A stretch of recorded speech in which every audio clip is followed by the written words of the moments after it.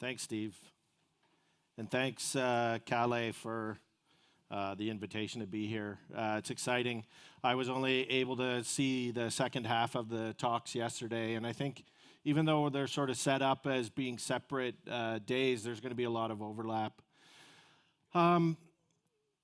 Steve mentioned, so for about 25 years, my research focus has been on constructing and designing optimal environments for the development of elite athletes. I'm not a specialist in hockey, although we do a lot of work that focuses on ice hockey, whether that's with the Canadian system, professional teams in the NHL, systems like Sweden or the US.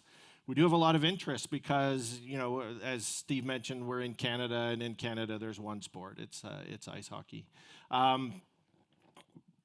What the interesting thing is, though, even though I've spent 25 years focusing on designing optimal learning and training and developmental environments, when we talk to coaches want to talk about talent. They want to talk about my amazing ability to see talent in the kids that I coach. And so for the last 10 years, my research group has been focusing on this concept, not because we love the idea of talent. In fact, everything that we've done over the last 25 years says we should focus less on talent and more on constructing learning environments for players to thrive in. But in order to make that argument as strong as possible, we've got to do something with this concept of talent. And so that's what I'm here to talk about today. I should say I'm not here for everyone to agree with me. And in fact, there's some things that I'm going to propose that may be a little bit provocative. And I'm here to get pushed around if you don't agree. I think Steve's doing a great job of moderating questions. After my talk or in the panel this afternoon, if there's stuff that you want to push back on, now's the time. I think we're missing an opportunity if we all just kind of nod our heads in agreement when we don't agree. And so I'm comfortable with those kinds of things. I'm not somebody who thinks I have all the answers. I think I'm starting to understand the questions, but maybe I don't have as many answers as I think I do. The other thing I think that resonated with me yesterday was this idea of transformational spaces. And I think if there's one concept that we need to be transforming, it's this idea of talent. So I want to start with something that coaches have to do every day. A parent comes to you and wants to know if their child has talent for hockey. Where does your brain go in terms of thinking about the answer to that question? And we've done this with coaches in different sports around the planet, and one thing always happens. We cannot agree on what the answer to this question is. Sometimes it's physical, sometimes it's technical, a lot of times it's psychological. It's something I can see, but I can't tell you what it is. This is the complexity of the challenge that we have for us. When we have development systems that try to stream kids in Canada as young as U7 or U9. When we try to do that, what we're essentially adopting is a talent identification or a talent streaming process. We assume that that thing we're seeing in a U7 or U9 player is some stable predictor of a future outcome that we're interested in. Who's best suited to our high performance system? Who's more likely to make a national team? Who's more likely to make an NHL? When we assume we can see it in a U9 player, you're endorsing a talent identification and a talent streaming system. So let's start with the basics. What is talent? Well, we can talk about it as a scientific concept, which is, I think I could probably convince you that the idea of talent is a real thing. If we just define it as some people are predisposed to more success in some areas than others. Even more simply, people are different. And sometimes those differences matter in terms of high-performance sports systems. The easiest example is height. If your projected adult height is 7 feet, you're better suited to sports where that's an advantage, like basketball and volleyball. You would be a terrible gymnast or diver. Those are the realities of the constraints of that sport. So if we think about talent as just a simple answer of Do differences between people that are biological in orientation matter sometimes in a sports system? Well, if that's all talent is for you, then yeah, talent's a real thing. In practice, though, it's different. It's the idea that you can take some stable indicator, whether that's performance or skills test or whatever it is, and use that indicator as a predictor of future outcomes. Performance, development, success, whatever it is. That's a different question, but that's what coaches have to do. That's talent in practice. And when we separate those things from what does it mean for scientists versus what does it mean for practitioners, that distinction is actually really important. Because I can say, for me, talent is a really useful concept for designing models about athlete development and why some people succeed and other people don't. If we think about it, talent is a fundamental element of that equation. But the idea that we could give you a recipe for looking at your players and saying, these are the things that you need to measure because they predict some future outcome, we're not there yet, if we're ever going to be there.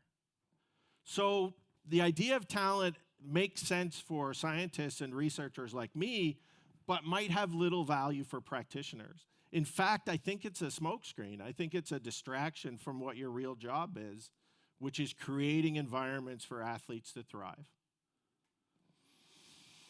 So I want to give you an example here. So many of you would have seen this video on the left. This is a young 18-month-old from the Netherlands. This is a YouTube video that was posted in 2011. Have a look here. So think about what's happening at 18 months from a motor development standpoint. We're just starting to see the arms drop in walking, right? We're just starting to see stabilization of basic locomotive patterns.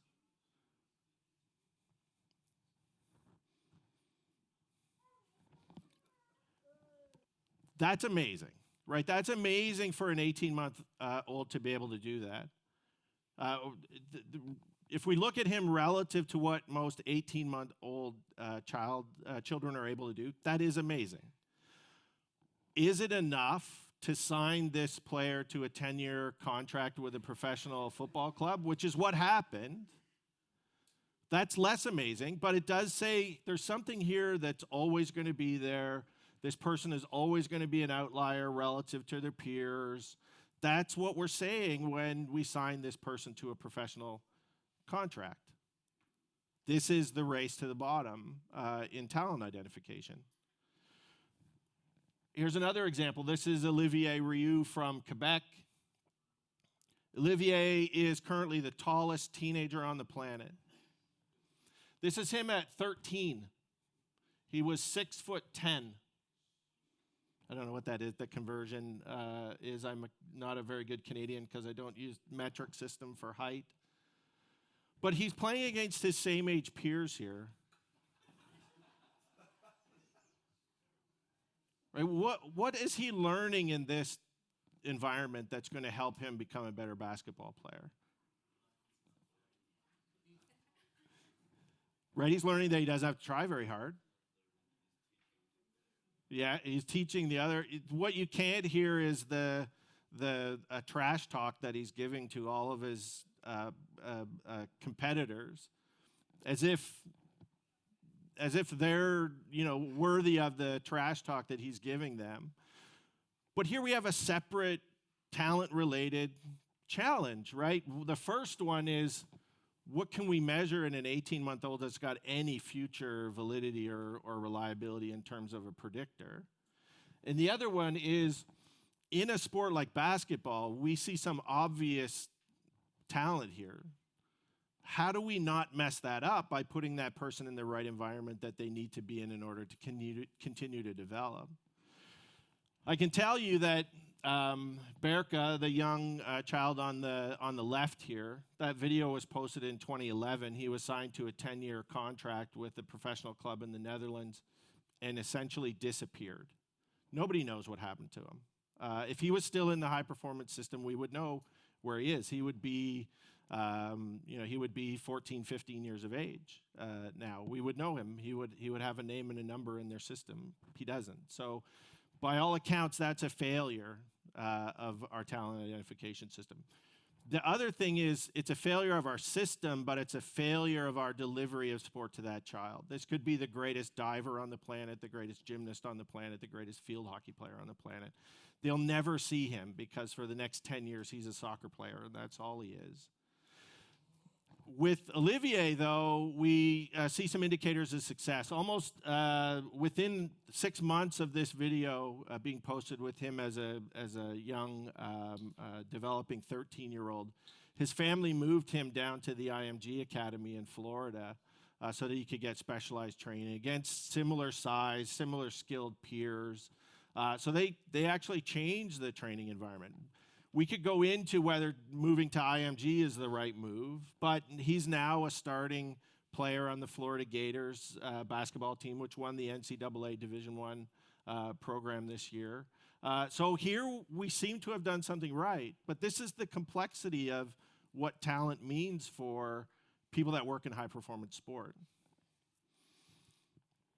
So all this to say, the way that we think about talent, the way that we conceptualize it and operationalize it in our own practice has consequences. It has consequences for the way we manage resources in our system, the way that we deliver practice to our athletes, but the greatest costs are the way that we change and constrain the development of our athletes based on the systems that we put them in. These are all just examples from football of extreme sort of approaches to talent identification.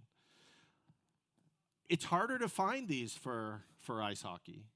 Not because ice hockey is amazing and doesn't emphasize early talent, but because in the real leading countries in this area, I'll put Canada in this list, we stream it so early that everyone is an early talent identification issue.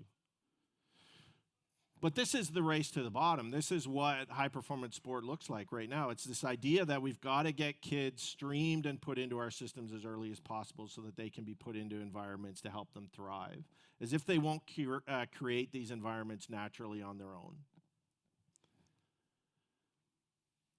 So the way we think about talent has consequences, which the flip side of that is how good are our predictions of talent, our decisions about kids' talent. And for the last 10 years, this is where the focus of our research has been, and the picture isn't pretty. We're not very good at making these kinds of decisions. Part of that is the fault of the system, but I think a really small part. I think a larger part of this is we're asking coaches to do maybe the most complicated thing we ever ask a human brain to do. Look at this person in front of you who might be under the age of 10 and predict their future, predict how they're going to be 10 years from now. Think about if somebody did that to you and they predicted you at 10 years old where you were going to end up. Would they have put you in the place that you're in today? Probably not.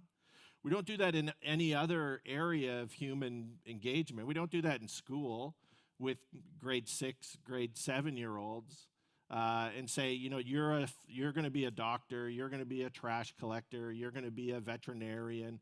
We don't do that, but in sport we do that.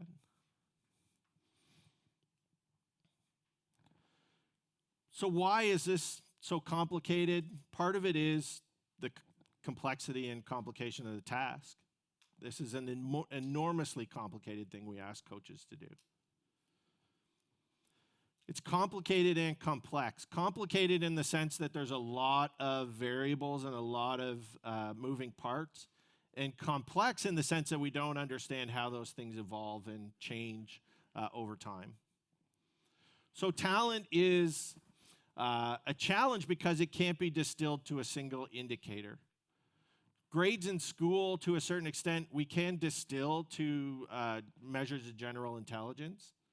It can predict your grades in English and science and most traditional school subjects. Sport's not like that. Height is maybe the best indicator that we have, but it's so crude in terms of a predictor. We have tall basketball players. We have small basketball players.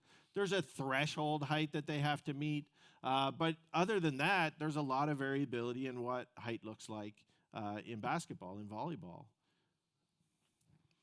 So how do we think about this concept in a more sophisticated way?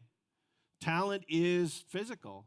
Absolutely. That's maybe the key variable that makes it different from other areas of human achievement. In sport, there's a physical element. So we don't want to downplay that, but we need to recognize that in addition to the physical elements, there's the cognitive stuff going on. There's mental health elements happening here. There's psychology that's evolving and changing over time. Consider a 17-year-old who's growing up in a small rural community in Canada who gets drafted in the first round of the NHL. In a single day, he'll go from a kid who can walk down his street to a kid who's no longer able to walk down the street in his hometown anymore because he's too famous. How do you create a high-performance system that helps that kid acquire the psychological and mental skills that will help him deal with that change in his reality? We get it right sometimes, but do we really understand the psychological, mental, and cognitive elements of the game well enough to be able to integrate it into our discussions of talent? That first question I asked you, when a parent wants to know if their kid has talent or not, I almost never talk about physical and technical skill. I talk about the things that will help me understand, are they going to stick around in the process? Do they want to show up for practice, or are you dragging them there? Do they want to practice more when you take them off the ice? Are they driving their engagement? Some of the things that were talked about in the panel yesterday, are they the drivers of the engagement? And if so, then you probably have an indicator of talent. But it's not the way we traditionally think of talent. So talent isn't just height and physical and these things that we can measure. Yes, it is those things, but it's also behavioral. It's also interest. It's also attraction. All of those things are elements of talent. In addition to it being multi-dimensional, we have this interaction between variables that we don't understand and don't think about too much. How do I get this person to want to practice more so that their physical skill goes up, which feeds into their interest in practicing even more? Like there's this feed-forward system that integrates physical and psychological variables that is the driving force in long-term athlete development, but it's not typically one that we think about very much when we think about talent. The other thing that makes this complicated is these variables and their interactions change over time. So the things that predict who's going to be successful, these are actual pictures from a U11 rugby game. The things that predict performance change across the developmental pathway. And so people that thrive early in the pathway are different kinds of performers than are going to be necessary to thrive at the end of the pathway. This is just scraping the surface of how complicated and complex this issue really is. We also have a tendency to oversimplify this process. Even our basic kind of paradigm that we've been stuck with over the last 150 years, is it nature or is it nurture? Nature being these stable sort of biological, present at birth characteristics versus the stuff we've talked about so far, nurture, constructing learning environments, providing the right resourcing and coaching, socioeconomic status, geographical advantages. Those are all kind of nurture-related variables. Even that's not as simple and clean as it would seem, right? We know that our models need to look more like this. How does a person's nature create the environments that they end up in? And any coach that's been a coach for over 10 years knows that the learning environments for players today are fundamentally different than they were even a decade ago. The power of social media, the way that kids think about their play, fundamentally different. That's not just a nurture question, that's a nature question. Why do the things that kids value, why has it changed over the last 10 years? Because that's what their peer groups value, because that's the thing that their peer groups have constructed. Why is that important? Because naturally we care about what our peers are doing. So we have to think about this from a more complicated perspective. In addition to this, we know that the individual stuff, me as a individual with a specific biological reality and a learning environment that needs to be constructed for me to be able to thrive, all of that is happening in a bigger context that we have simplified and just called the noise. What's the system priorities for my country? How is that changing when different governments come into power? What's happening that might be affecting the way that my resources are being delivered? Is my country having a major games and they're just putting money into the system so that they can do well during that major games? Those are all noise things that are going to affect these other relationships. We also have a number of biases that are some of them very clear and obvious in our system that affect the effectiveness and efficiency of our approaches. This is some data that we just published a couple days ago looking at a historical analysis of players in the National Hockey League. And here we see our basic kind of relative age effect. This is the traditional relative age that it looks like. No surprises here. But what is interesting is if you look at it relative to maybe variables that are a little bit different in terms of interest for us. This is the birth quartile distributions relative to whether they end up with a permanent NHL career, which we've defined as greater than 5 seasons. About 268 games, I think, was a cutoff for whether we considered you a permanent player in the NHL. And as you can see, if you are able to survive as a Q4 disadvantaged athlete in a high-performance hockey development system, you actually you can end up with a longer NHL career than players that initially had the advantage. So even this relatively simple bias that we see in the system isn't simple at all.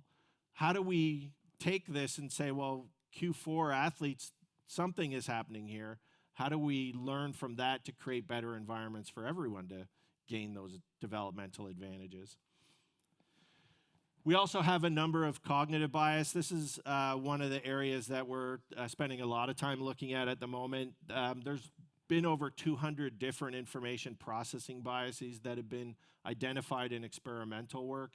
And coaches have the same brains as every other human, and if humans are predisposed to struggling with certain types of information, it makes sense that coaches are going to struggle with that information as well. Hindsight bias, confirmation bias, all of these kinds of things will show up in selection decisions. So why do we do it? Right? And so here's where I think a little bit of our work differs from some of the other work that's happening in high-performance sport, is not sort of standing outside the system and throwing rocks at it, but recognizing that when you talk to coaches, they're aware of the problems, but they still have to do it because there's not enough space on the team, there's not enough hours in the day, there's not enough time at the rink. And so why do we do it? We do it because that's the reality of high-performance sport. There's always more kids that want to be in the system than we have space for to keep them. So it's a resource limitation issue. Sport should be an avenue for everyone to play and succeed, but high-performance sport is a resource-limited system. And for most high-performance sports systems, that key resource limitation is coaches. Coach expertise, access to high-quality coaching and facilities is the biggest limitation that we have in most high-performance systems. We can't. This is a hard one to change. That doesn't mean we shouldn't do better with our grassroots coaching and our recreational programming. All of those things are connections to the high-performance system, but when we talk about the tip of the spear kind of high-performance athletes, we have a resource limitation, and that resource limitation is coaching. So why do we do it? We have to. And so what I'm going to do today, and this is the first time I've ever presented this data anywhere, and the reason I did it is because I wrote a book a couple of years ago on all we know about sort of talent in sport. And I got feedback from a couple of coaches that it was too academic in terms of how we or how I approached the challenge. Coaches don't want people who sit on the fence and talk about how complicated things are. They want somebody who can give them answers. And so that's what I've tried to do with this. And I've framed it around this idea of first principles. First principles are, in a lot of sort of basic science, set up as the foundational elements of the science. So in physics, for example, there's a first principles relative to whether you take a quantum view of the world or whether you take a basic sort of Einstein relativity view of the world. And those first principles are very different. What I'm going to try to do today is set up some first principles for us relative to the concept of talent. I'm going to use the concept of first principles to help us establish the basic foundational building blocks of our high-performance system. And this isn't just relative to ice hockey. These are the foundations that we need to be thinking about talent in sport. These are different from policies or principles that might be evidence-based or evidence-informed. I think a great example from the panel that we talked about yesterday was ice hockey programming for women and girls. At the moment, you could have a policy that says that we need to have different programs for men and boys and women and girls because the resourcing is different, because the amount going into the system is different. Eventually, if we could even those things out, and we have a long tradition of women's sport that's just as impressive and powerful as the men's game, we may find that the learning requirements for men and women aren't actually that different. It's the environment that's different. Equalize the environment, they might be the same. And so a difference in policy for men and women is not a first principle because we might expect it to change over time. These things are things that we wouldn't expect to change. So, when system priorities change, when governments change, when resourcing change, if those things result in knock-on effects in our system, then we wouldn't expect those to affect our first principles. Let's dive into the first one. This one might be provocative. Talent is real.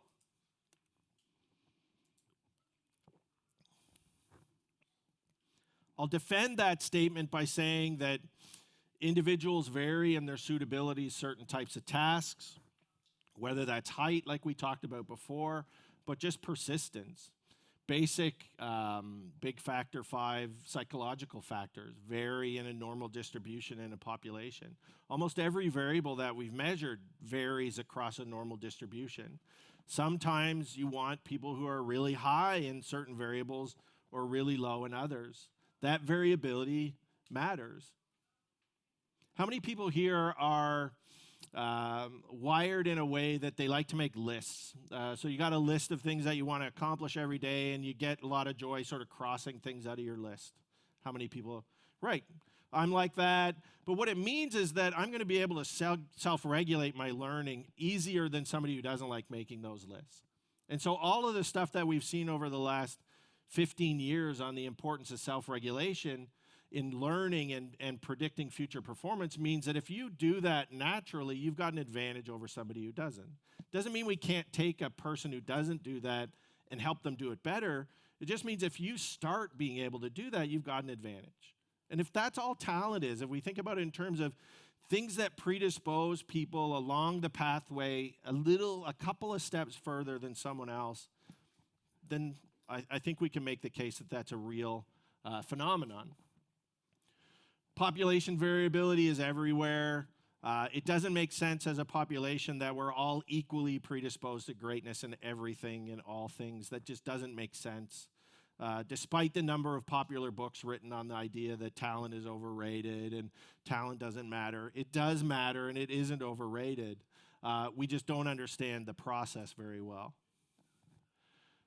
The first law of behavior genetics from psychology is that all traits have an element of heritability.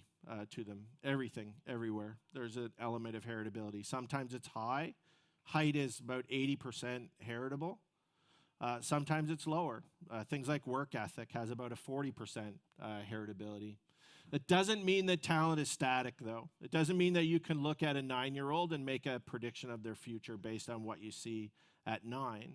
And we proposed a definition a few years ago, and the key elements I think that are relevant to us is that talent is multidimensional, emergenic, and dynamic, which means that it changes over time in patterns that we don't understand very well.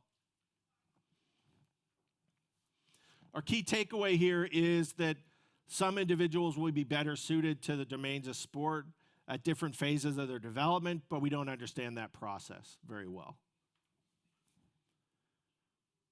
Principle number 2, long-term meaningful engagement is a necessity. It is now and always will be.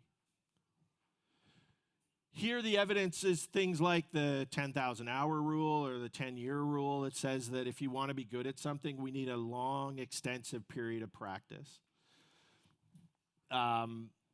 There's criticism of these rules. Some people need a lot more than other people. That's the individual variability that we talked about in principle number 1. But in general, nobody leaps off the couch and becomes great at anything. You've got to practice.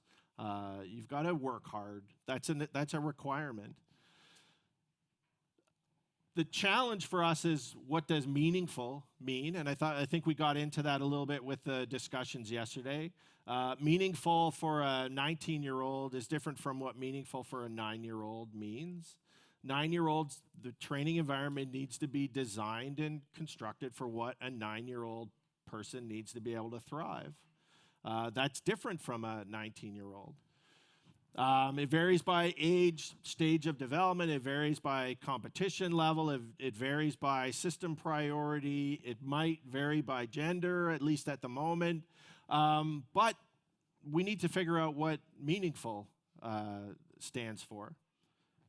Here our key takeaway is any action by a coach or organization that undermines the most important variable for us, which is athlete interest and motivation at any level, will ultimately reduce the efficiency and effectiveness of the system. If our decisions, our policies, our practices affect that interest, we've got a problem. Because the interest is the thing that drives skill acquisition and long-term development. Principle number 3, building on those two, it's impossible for us to optimize talent ID without framing it relative to development. Here's how we tie yesterday's content to this morning's. We're not talking about these as if they're separate things. They're part and parcel of the same process.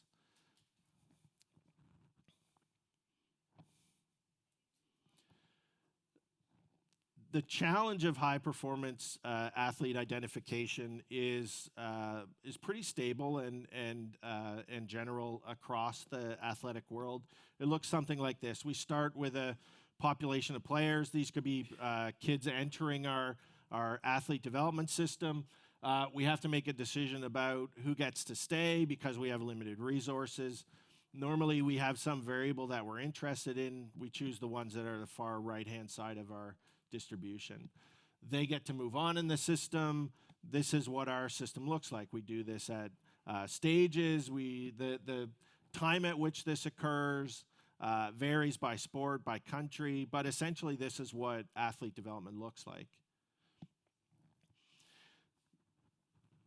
It assumes that athletes need to be identified and streamed in order to find the system. If we don't do that, they won't find us. It assumes that we're good at this process because we have a whole system based around this selection. And it assumes that the variables we're interested in vary along this normal distribution. And so we call this the Standard Athlete Development System, or the SAD system. And one of the reasons we call it the SAD system is because of its consequences. So I'm going to show you some data here from basketball in the United States. These are the most extreme numbers that we've ever seen for a high-performance system, but it'll give you an idea of some of the consequences. So in any year in the US, there's about 3.5 million boys playing in developmental programs in the pre-high school or pre-secondary school level. If you want to go on to be a NBA star, you have to get chosen by your high school program to play at your high school team. There's about 18,000 schools in the US, and about 540,000 players play at the high school level. So in a single selection step, we've gone from 3.5 million to roughly a 500,000 kids in the system. From there, if you want to go on to the NBA, you almost always have to play in a Division I NCAA program. There's 346 D1 teams. You can come from a D2 school, but it's really tough. And of those, there's about 19,000 total college players, but really about 4,500 D1 college players that are in the high-performance development system. From there, the NBA has a 2-round draft. They choose about 60 players every year. And of those, a good number of them go on to play in the NBA. But this is obviously different from the NHL draft, for example, because there's fewer rounds. They control the variability going into the system. So even though it looks like they've got good system success at the draft, they control a lot of that variability by making it super short. But what's interesting is the cost in the system. Even though our high-performance sports scientists and IST support systems are focused on these later phases of the athlete development pathway, that's not where the cost is. The cost is early in the development. It's telling that 9-year-old or that U11 player, you know what, I don't think you have what it takes for basketball. Either saying that explicitly to them in the feedback we give them, or implicitly in the decisions that we make about playing time or team selection or those kinds of things. The odds of a pre-high school player making it to the NBA is 1 in 70,000, which is great if we're really confident that we've chosen that one out of the 70,000. But how likely is it that we've made the right decisions for those 69,999 other players? We crunched these numbers for the book I wrote a couple of years ago. The likelihood of a pre-high school hockey player making it to the NHL is about 1 in 5,000.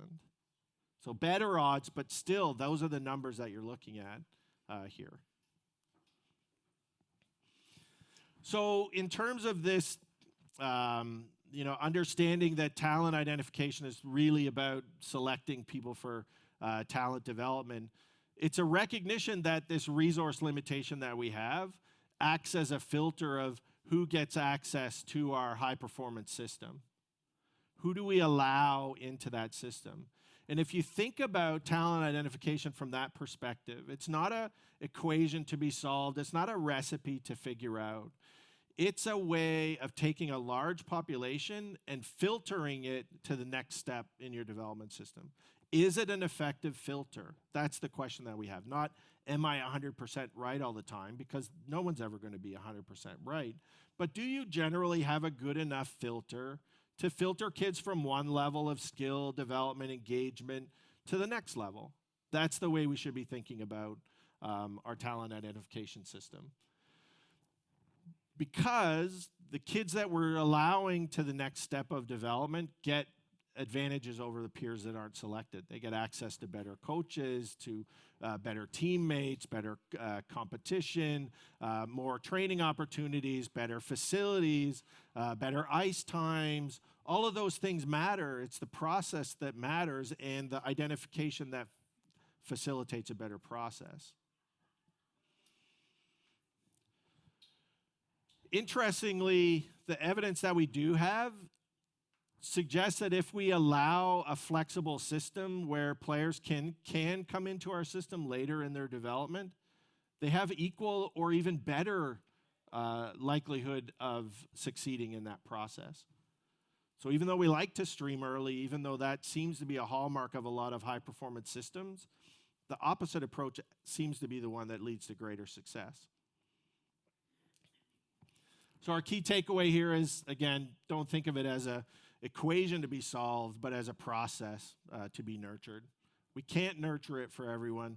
So are we using our filter as a way to facilitate that process for the ones that are best suited? Principle 4, aspects of athlete development reflect elements of a universal human nature. Here, essentially what we're saying is that humans have basic and universal needs.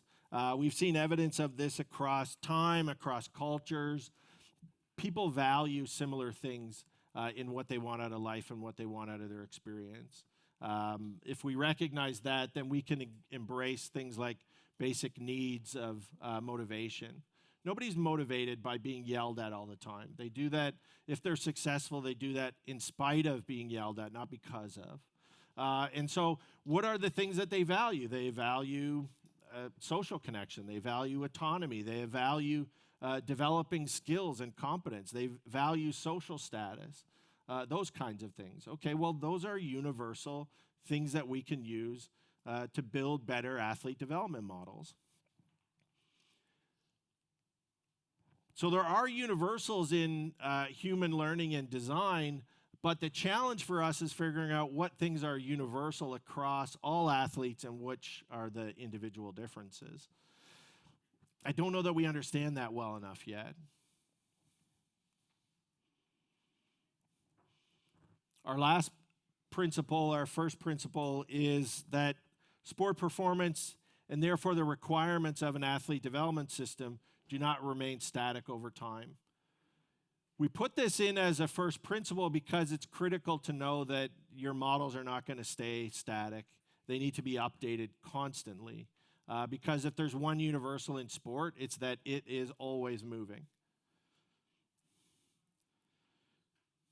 Effective talent identification requires us to be predictors of the future. How is our sport going to change in 10 years so that I know what the U13 players I'm developing right now are going to develop into the system that's going to look like it's going to look in 10 years. So even more simply, when we work with Olympic teams, we're not trying to figure out what led to a medal in Beijing. It's what's going to lead to a medal in Milano Cortina. Right? There's adjustments in the way that the game is changing.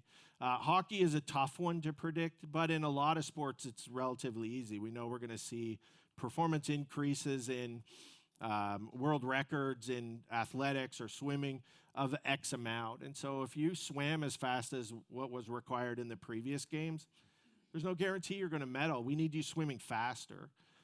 Do we understand how hockey's going to change with the players that come in, with the rule changes that happen? All of those kinds of things help us understand how the system and the environments are going to evolve over time.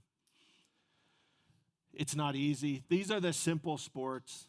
These are Olympic track and field and swimming events and their rate of progression over time. So even in simple sports, it's not constant or consistent. And so a sport like hockey, it's way, way more challenging, but that doesn't mean we shouldn't be thinking about those things when we're framing our discussions and policies about athlete development and system priorities. So our key takeaway here is that any evidence-based approach must be evaluated and updated over time. Sport moves at a rapid speed, and that means models, if relevant at all, don't remain relevant for long. So just to sort of bring our discussion to a close, the goal here was to establish some foundational principles for a science of talent identification and development that can help us improve the consistency and clarity in the messages that we give, especially in countries that are developing hockey programs that maybe don't have the baggage and historical legacies of countries like Canada. We're trying to initiate some changes in the countries that we work with, but established programs are hard boats to turn around. It's much easier to think of a new system where we're establishing first principles of how we're going to think about these concepts. When we think about it from this perspective, it allows us to at least have elements of the system that we wouldn't expect to change. They also allow us to create and inform models of holistic athlete development. If that's our priority, we want to care and create environments for our athletes that thrive. We can do that if we understand universal elements of human nature. We can do that if we understand that people are going to vary, and we need to not have a one-size-fits-all process for every athlete in our care. Next steps for us, and here's where we'd love some feedback as we work through this idea. What are we missing? Are there other first principles that you think need to be in there? Do these translate to the field, or are these just academic distractions that we like to talk about but have really no relevance to practitioners? So I think we come back to our two examples from the beginning.